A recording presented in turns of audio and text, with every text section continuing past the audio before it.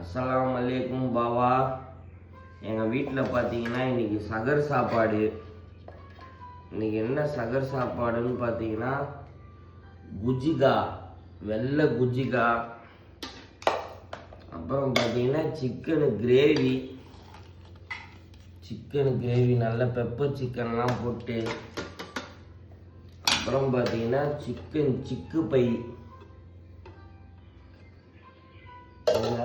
சாம்பார் ஆக்கணும். அப்புறம் பார்த்தீங்கன்னா இன்னைக்கு சாம்பார்.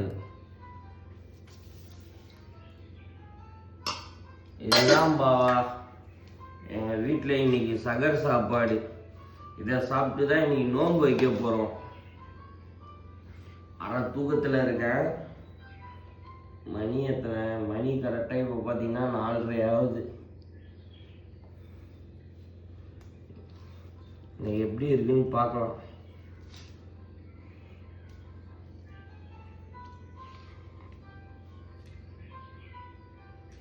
நல்லா இருக்கும்.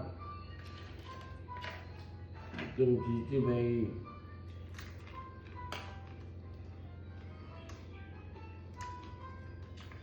வேற லெவலில் இருக்கு பாவா.